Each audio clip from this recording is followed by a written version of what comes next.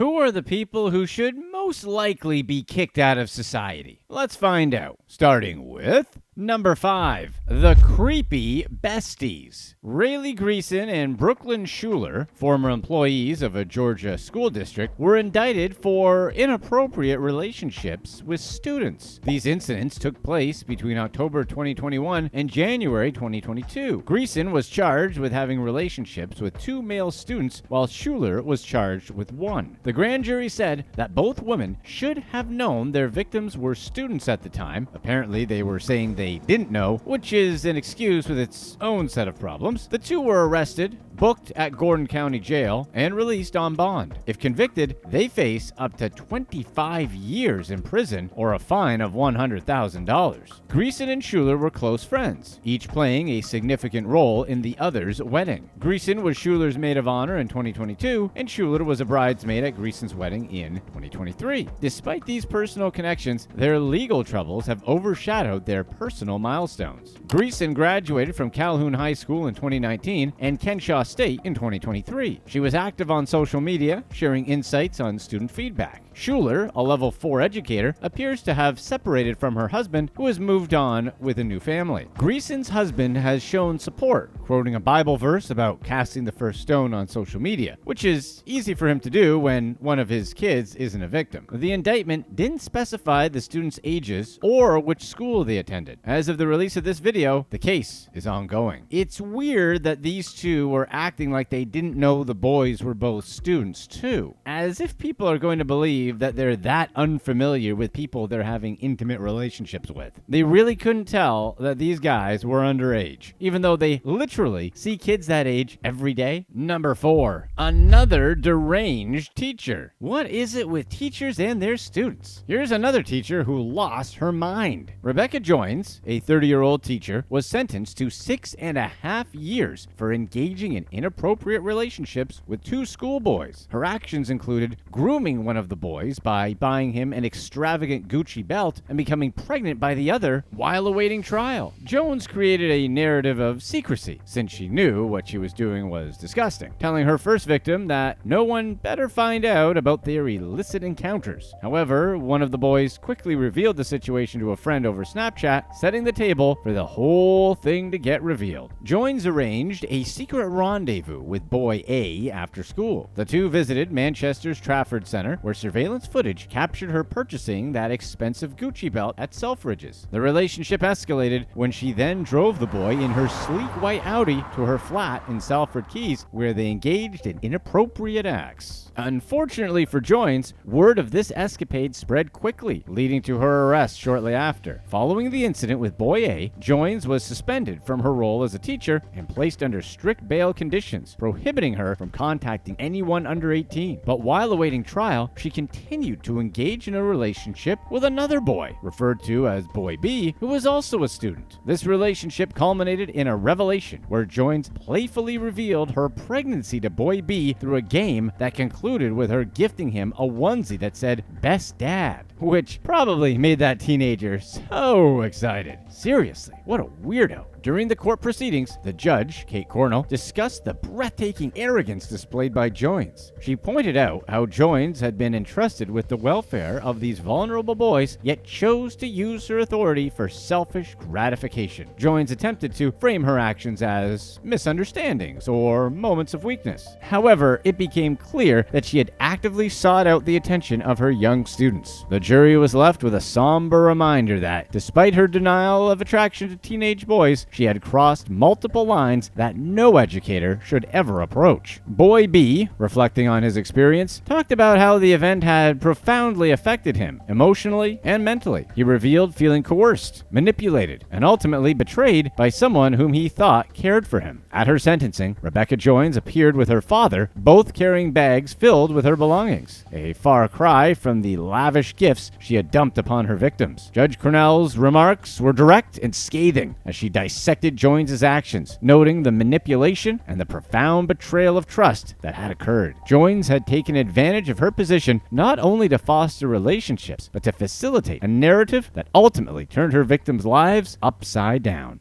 Number 3, holding hostage. Some guy known only as Alexander was arrested for arranging false one-star reviews for an Italian restaurant in Thailand after a dispute with the owner. What a baby, right? Alexander, who's from the UK, wanted to use an Italian restaurant in Phuket as a shortcut to his apartment. The restaurant owner reasonably refused since Alexander wasn't a paying customer and they didn't need some random dude walking through the place. In retaliation, Alexander recruited friends to flood the restaurant's online profile with negative reviews, causing its rating to plummet from 4.8 to 3.1 stars. The restaurant owner reported this to the Sakhu police station, claiming the fake reviews hurt both the restaurant's finances and its reputation. The Central Investigation Bureau arrested Alexander at his new apartment in Bangkok. He was charged with entering false computer data likely to cause damage to the general public. Despite denying the charges, Alexander was handed over to authorities for further legal action. In a similar case, an American tourist was arrested in October 2020 for posting a negative review on a hotel in Phuket. He accused the Sea View Resort of modern-day slavery, leading to his detention under Thailand's strict anti-defamation laws. He later apologized and was released. These cases demonstrate the serious legal repercussions for defamation and false reviews in Thailand. Thailand enforces strict laws against defamation and free speech. These laws aim to protect businesses and individuals from false claims, but can also lead to significant legal consequences for those who violate them. And it's not like Alexander had legitimate gripes with the restaurant, you know? He wasn't posting an honest review and it just happened to be a bad experience. He was throwing a tantrum and getting his little friends involved. Tell us what you think, though. Do you agree with Thailand's strict defamation policies? Was this an overreaction to some fake reviews and Alexander's arrest was uncalled for? Or should there be more protections against fake reviews to stop this kind of thing from happening? Let us know in the comments below. Number 2. Porch pirate fight. Shocking security footage captured the moment a couple porch pirates raced to a Pennsylvania man's front door and fought over a package just seconds after a FedEx driver dropped it off. So they're now fighting over who gets to steal the package? We thought this whole porch pirate thing was getting crazy before. Kevin Lara from Reading, Pennsylvania, posted the video online showing the thieves on his porch trying to grab some very expensive AT&T cell phones. In the footage, the FedEx driver is seen walking up the driveway and gently placing the package in front of Lara's door, snapping a photo of the delivery. Suddenly, a white car pulls up in the background. While the driver is still in the driveway, two men, one in a black hoodie and the other in white shorts, jump out of their cars parked in front of the house at the same time and sprint to snatch the package. "Yo!" one of them yells as they wrestle over the box. The man in the hoodie grabs the package first and appears to pull out a weapon, swinging it at the other man, who backs away. The victorious thief takes his loot back to his car while the other man picks up a flower pot and yells at him on the front lawn. The man in the shorts then gets back in his car and both drive away. Lara wrote in a post about how the poor FedEx driver looked understandably freaked out. Lara said he wasn't really worried about the phones, but more so, what if this guy hurt one of his family members who may have been waiting to grab the box? Porch pirates are seriously getting out of control, and it doesn't seem like there's really much that's being done about it, since these guys are literally fighting in some dude's front yard in front of the FedEx driver. Like, you don't do that if you're worried about getting caught, you know? It seems like the best bet these days is to just get your stuff at pickup locations. Sure, it's a little inconvenient, but at least you'll get your stuff.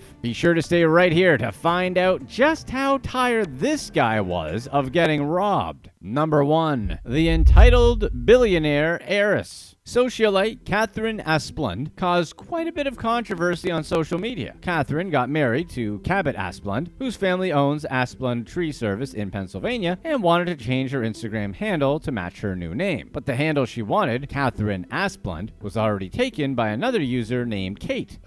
So Catherine decided to message Kate, asking if she could buy the username. Kate explained that selling usernames was against Instagram's rules and politely declined. But Catherine wasn't going to take no for an answer, as if she would have to come up with a plan B like some kind of peasant. So she insisted that buying usernames was common among celebrities and questioned Kate's identity, suggesting that she might not even be a real person named Catherine Asplund. You can guess how well that went. The exchange escalated quickly. Catherine reported Kate to Instagram and even mentioned that her husband had done the same. Catherine was also convinced there couldn't be another Asplund family in the whole of the U.S. and demanded proof of Kate's identity. Kate, who was originally open to considering the request, decided to stand her ground after Catherine's increasingly aggressive messages, like she should. The story went viral after Kate shared their conversation online. Internet users sided with Kate, creating dozens of fake accounts with variations of Catherine Asplund's name to prevent Catherine from getting the username she wanted. It got so out of hand, Catherine finally just deactivated her Instagram account, but eventually returned, though she hasn't posted anything since the incident. Catherine's behavior is the perfect example of that annoying sense of entitlement some people have, similar to those who take up too much space at the gym to film their workouts. Despite being part of a wealthy and influential family, Catherine's attempt to bully her way into getting what she wanted backfired, and she ended up embarrassing herself. And it's not like she earned the family fortune herself, or even worked for it. She literally married a rich guy. Entitled people who come from inherited or marital wealth rank right up there in likability with that foamy white stuff that gets in the corner of someone's mouth while they're talking. Isn't it great when people actually fight back to crime? Let's get started with number 6. He'll mop the floor with you. Neil Stranix, a convenience store employee, stopped an armed robbery using only a mop, bucket, and his own hands, Jason Bourne style. Marlon Stewart stumbled into a one-stop branch in Leeds, England, wearing a black face mask and clutching a bottle of vodka and a firearm. The 61-year-old Stranix was mopping the floor when the unwelcome guest entered. While Stewart was busy scaring a woman behind the counter, Stranix pounced on him and put him in a headlock. Stewart fought to free himself while the two men fought between the aisles and the doorway. Stewart's mask slipped during the struggle, and security camera footage captured his face. Stranix attempted to grab the firearm until Stewart struck him on the head with a vodka bottle. While they fought, the pistol, which was likely a plastic BB gun, fell apart. Unable to intimidate Stranix with the broken firearm, Stewart broke free from his grip and raced out of the store empty-handed. He jumped into a hijacked white Audi A1 and sped away. The one-stop branch wasn't the only place Stewart committed a crime that night. After buying a bottle of vodka, he entered a park, brandished his weapon, and robbed 3 19-year-old men. With 2 of the men's stolen cell phones in hand, Stewart burst into a liquor store and demanded that the store employee open the cash register. A woman walked in during the robbery, so Stewart, thinking he was in GTA, stole the keys to her Audi as well. His next destination was the one-stop store. Stewart stormed the building and pointed his weapon at the cashier. That's when Stranix quickly intervened. After getting beat up by a 61-year-old man, Stewart drove around the city, swerving in and out of traffic, running red lights, and hitting barriers. Stewart's erratic driving in the stolen Audi called way too much attention, and several people reported his dangerous driving to the police. The robbery victims also filed police reports shortly after each incident occurred, and police officers quickly located and arrested Stewart. He committed an impressive 13 crimes in 20 minutes, which is probably some kind of high score or something. Stewart was finally charged with robbery, attempted robbery, which seems weird to be charged with both, like he got penalized for failing his first robbery attempt, possessing a firearm while committing a robbery, assault causing bodily harm, driving on a suspended license, and driving without insurance. He probably wasn't using his blinkers either. Stewart pleaded guilty to all charges and received a 10-year and 4-month prison sentence for his 20-minute reign of terror. Getting beat up by someone's grandfather probably isn't going to do much for his reputation in the big house. Number 5. The worst target ever. Jamaican phone scammer Keneal Thomas made a huge mistake when he targeted former FBI chief and CIA boss William Webster. William and his wife Linda were Thomas's prospective marks in a Jamaican lottery scam. Thomas called Webster to inform him he had won a car and millions of dollars. To collect his winnings, Thomas told him he would need to pay $50,000 to cover the prize's taxes. Identifying himself as David Morgan, Thomas said he was the head of the the Mega Millions lottery and that Webster had won $15.5 million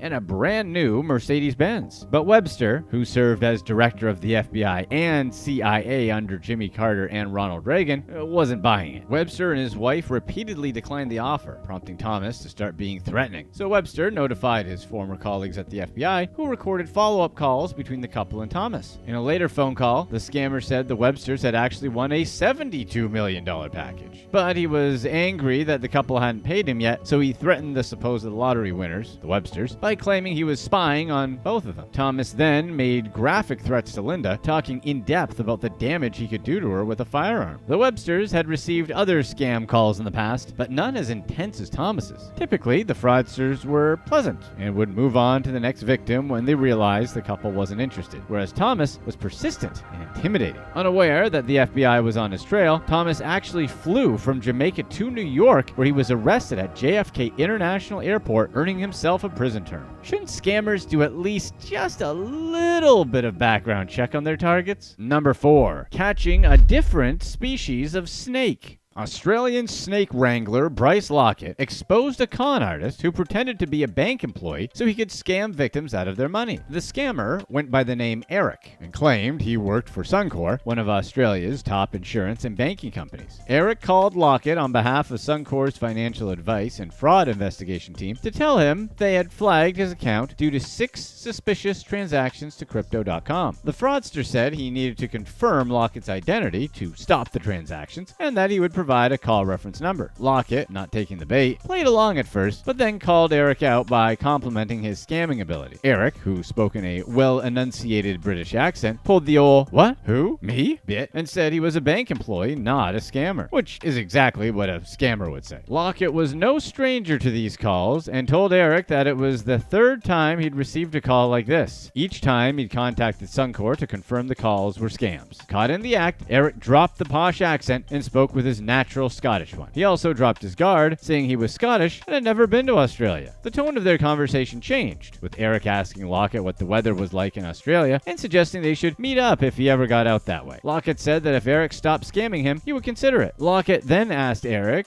why he worked as a con artist, and of course he said money. So Lockett reminded him that he caused a great deal of harm with this scam, but Eric didn't care. He pointed out that he would never meet his victims, and since he pretended to work from Suncorp, he thought the bank would give them their money back anyway. So to him, there were no real victims. A few weeks before Eric called, fraudulent transactions popped up on Lockett's account. Someone skimmed his card and bought $1,000 worth of gift cards. He contacted Suncorp, who were in the process of paying him back when he spoke to Eric. Since Eric used the standard terminology an employee would use, it was easy to believe he was legitimate. Lockett filmed the interaction and posted it on TikTok to stop others from falling for similar scams. The video was viewed over 1.5 million times. Bryce Lockett seems like a cool dude, and we've never been to Australia either, so just saying.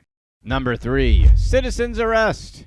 When the police showed no interest in tracking down the person that stole Scott Dunster's credit card, the dad took matters into his own hands. A thief broke into Dunster's car outside his home and took his wife's purse, which had their joint debit card. Shortly after, he noticed a $75 charge from a liquor store to his account. Dunster screenshotted the transaction and took it to the police. However, law enforcement showed little interest in finding the thief and took no immediate action. So Dunster, like some 1950s hard-boiled detective, visited the liquor store where his card was used and requested the security camera footage. With footage in hand, Dunster posted images of the transaction on Facebook. Local social media users soon identified the criminal as Joseph Cass. When a friend told him that they saw Cass nearby, Dunster tried the police again but failed to get through, prompting him to find the criminal by himself. Dunster made his way to the location and spotted Cass, where a pursuit quickly ensued in a crowded area. He tackled Cass, pinning him to the ground with the help of some nearby security guards. Nearby officers rushed to the scene and swiftly arrested Cass, who pleaded guilty to fraud by false representation. Dunster admitted that he risked his life by chasing Cass, as he could have been armed, but he was too angry to let him get away with it by that point. Plus, that was his favorite purse. Number 2. Not a cop. An IRS scammer went viral after calling Kyle Roeder, a police officer specializing in telephone fraud. Roeder's exchange with the scammer grew heated when the fraudster threatened to call the police to arrest Roeder if he didn't hand over his personal information. Roeder responded by calling the con man back with the help of fellow cop Don Henning. The con man, posing as an IRS agent, asked for Roeder's name and address to look up a supposed case file. The scammer said he would issue an arrest warrant for Roeder and come to his house if he didn't cooperate. How would he send law enforcement to his home if he didn't have Roeder's address? Eventually, the scammer claimed he would contact Roeder's local sheriff's department, who would arrest him that day. Roeder wanted to know why he couldn't deal with the situation at his local IRS office, to which the fraudster stated that his department was already investigating the police officer after the IRS handed his case file to him. The scammer changed his name multiple times during the call. At first, he said he was Officer James Maxwell, then James Johnson, and then James Maxwell Johnson. Clearly, this guy was one smooth operator.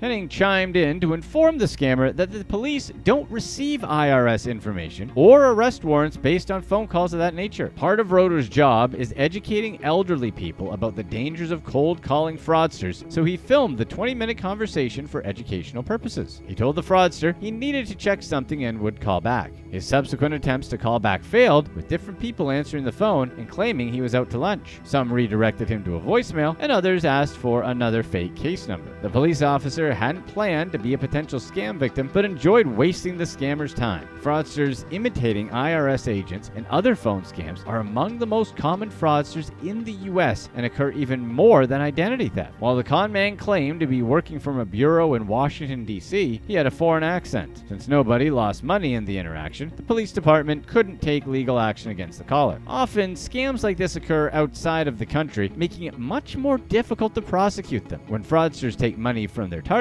law enforcement notifies the real IRS and the FBI. The police department released a video of the call, which received over 3.4 million views in 2 days. Number 1. Caught in the act.